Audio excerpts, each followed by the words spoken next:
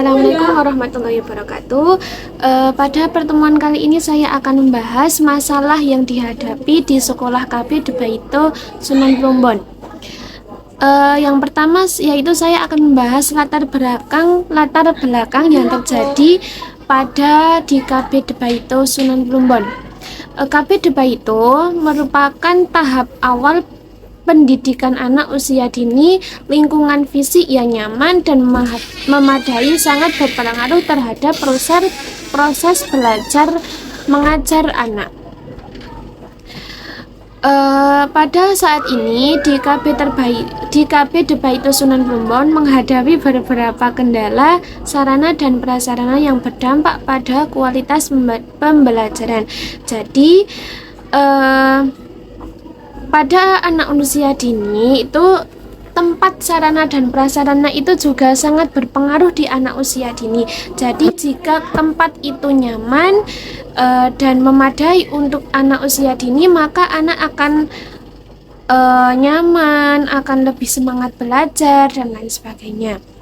Terus masalah yang dihadapi saat ini adalah yang pertama yaitu kurangnya tempat belajar, yaitu terjadi pada ruang belajar yang sangat sempit,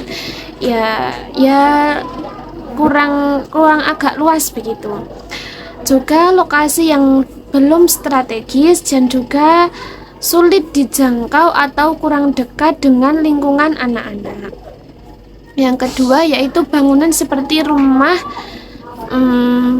yaitu bangunannya masih seperti rumah dan bangunan itu merupakan rumah tinggal, bukan gedung pendidikan anak-anak yang seperti biasanya, kurang menarik dan kurang nyaman untuk suasana belajar dan bermain. Yang ketiga yaitu kurangnya kamar mandi dan fasilitas kamar mandi masih sangat terbatas atau bahkan tidak memadai, karena kamar mandi yang terjadi di KB Debaito saat ini itu juga masih sangat terbatas. Jadi misal kalau ada anak yang ingin ke kamar mandi secara bersamaan itu harus antri, dan itu kan kurang membuat anak-anak itu kurang nyaman begitu. Terus saya akan membahas analisis masalah yang harus kita hadapi. Yang pertama yaitu terkait dengan ruang yang sempit membatasi aktivitas motorik dan interaksi sosial anak. Lokasi yang tidak strategis bisa menurunkan minat orang tua untuk menyekolahkan anaknya begitu. Jadi harus diperlukan peninjauan ulang lokasi atau perluasan lahan.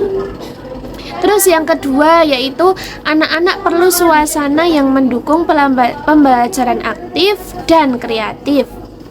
Jadi misal ruangan yang masih seperti rumah atau gedung yang masih seperti rumah yang seharusnya itu kan bentuk kelas-kelas, jadi anak itu akan merasa sangat nyaman. Nah, terus ruang kelas seharusnya didesain dengan mempertimbangkan estetika anak-anak dan aspek keamanan, dan perlu adanya renovasi tata ruang sesuai dengan standar PAUD begitu. Supaya ya kita itu membangun adanya strategi itu supaya anak-anak itu bagaimana cara dengan belajar mengajar itu aman dan nyaman. Terus yang ketiga yaitu anak usia dini itu membutuhkan akses cepat dan aman ke kamar mandi. Yang tadi kan terjadinya itu yang terjadi di KB Debaito itu yang ketiga yaitu kan masih kurangnya tempat kamar mandi. Nah, jadi membuat anak-anak itu kurang nyaman. Terus yang harus kita hadapi yaitu bagaimana strateginya. Nah, kita yaitu membuat bagaimana agar kamar mandi itu ditambah lagi gitu, dan jika ditambah lagi terus menyesuaikan dengan penggunaan yang menggunakan itu anak-anak, lebih dijangkau lagi keamanannya begitu. Terus Tujuan dari manajemen strategik yaitu yang pertama menyediakan tempat belajar yang lebih luas dan strategis. Yang kedua yaitu meningkatkan kualitas sarana dan prasarana agar sesuai dengan standar pendidikan anak dan usia dini. Yang ketiga yaitu memenuhi kebutuhan fasilitas dasar yang memadai khususnya kamar mandi anak. Jadi kesimpulannya yaitu manajemen strategi ini disusun agar KB Debaito itu dapat berkembang menjadi lembaga yang aman, nyaman, dan layak tumbuh berkembang anak pada usia dini. Ketertiban semua pemangku kepentingan sangat penting dalam mewujudkan rencana ini. Jadi semua itu disusun tujuannya hanya satu, supaya anak di usia dini itu kegiatan belajar itu supaya agar nyaman dan aman. Jadi jika terjadi seperti itu maka semangat dalam belajar itu akan lebih luas, akan lebih bersemangat lagi menjadikan anak-anak itu menjadi anak-anak yang hebat, anak-anak yang pintar.